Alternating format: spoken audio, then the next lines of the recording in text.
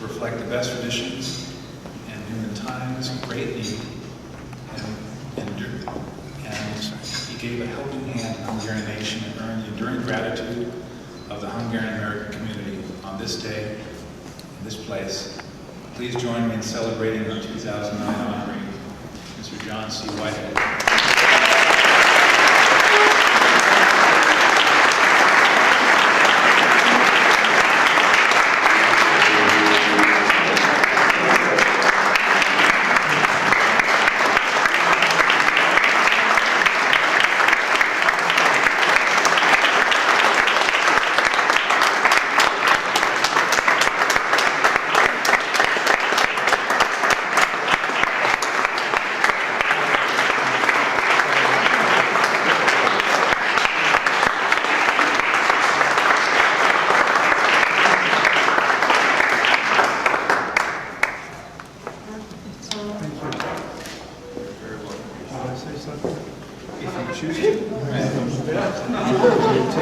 Hungarian.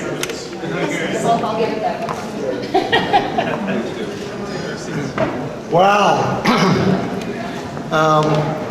When I was asked to come down here tonight, I was told that there was going to be a small dinner, maybe something like 15 or 20. And I didn't expect this wonderful turnout.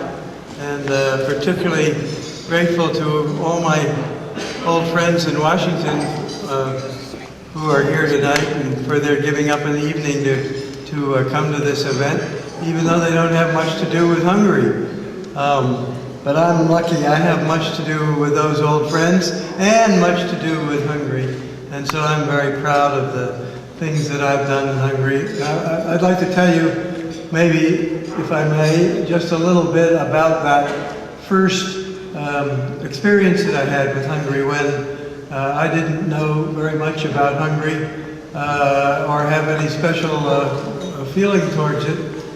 My wife and I were on vacation in Vienna, and I had just been told that I was to become a partner of Goldman Sachs, where I had worked for 8 or 9 years, and that was a thrilling career achievement. And so my wife and I were taking a vacation around Europe, and one particular night we're in Vienna, and I was having breakfast in a little cafe in Vienna with an old friend, a young man that had been a colleague of mine in other activities. And in the middle of that breakfast, a very disheveled fellow came charging into the restaurant and looking for my friend that I was eating with.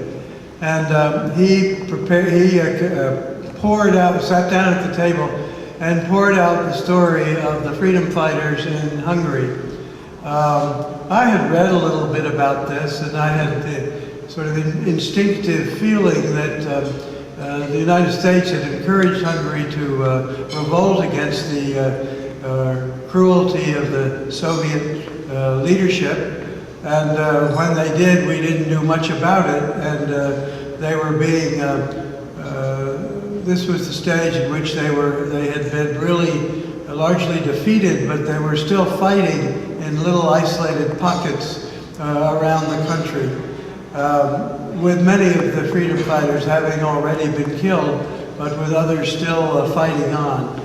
And he poured out a story of what they needed, and it was radios to communicate with the other groups, to see where the other groups were and what they were doing.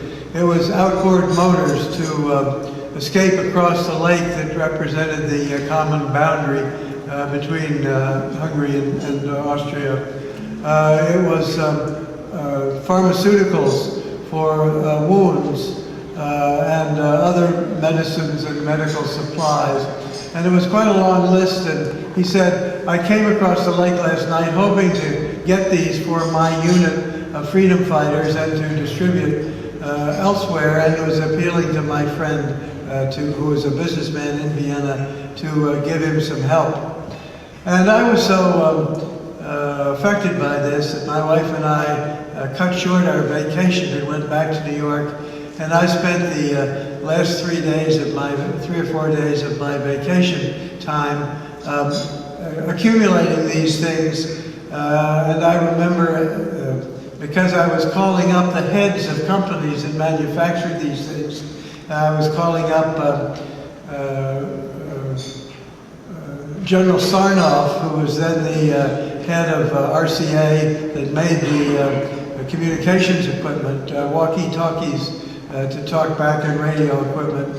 I called him up and said, General, you don't know me, but I'm a partner at Goldman Sachs, and on I went, and that was enough of a byline for him to agree to supply the radios for nothing. And Outboard, a company called Outboard Marine, which made powerful engines for boats, was equally bamboozled by me to supply a slew of outboard motors. And the pharmaceutical companies were all extremely generous and immediately forwarded all the things that we possibly could have wanted in the way of drugs and medicines. And then I called up Pan Am and asked if they would supply a plane to fly this over, and they said yes.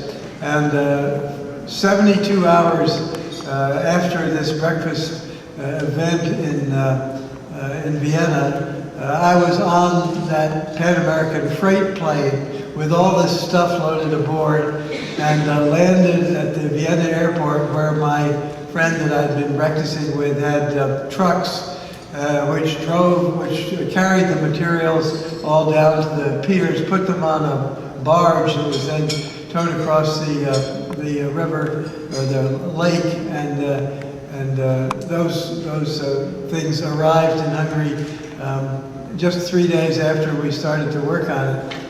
It wasn't, and I felt very pleased to have had a little role in that military event, which ended up pretty tragically for Hungary. And that caused my interest in Hungary. And so whenever Middle or Central or Eastern Europe came up again, I always volunteered for things, and it's a number of times in my life I've had the opportunity to come back to Hungary and do other things as it gradually was weaned itself away from the yoke of the Soviets, and became once again independent. Although those of you who were there at that time realize that while the Soviet oppression was pretty severe, Hungary never really was conquered.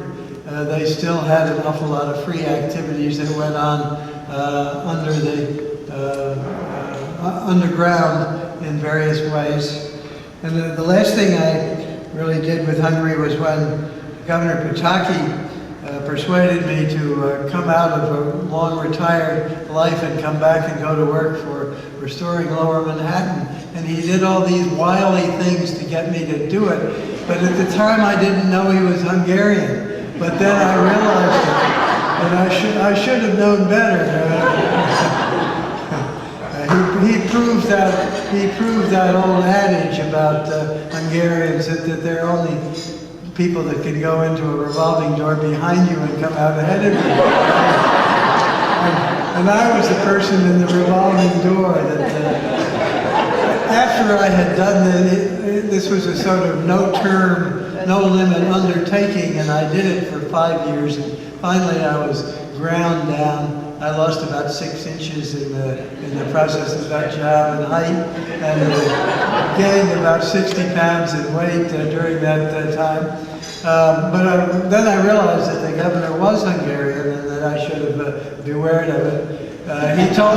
He confessed at one time that he had expected that I would only do it for a year, and that would be all he could get out of me. But when the year was up, he always said, well, just do it a little longer, John. We'll find somebody else to take your place, but he never did.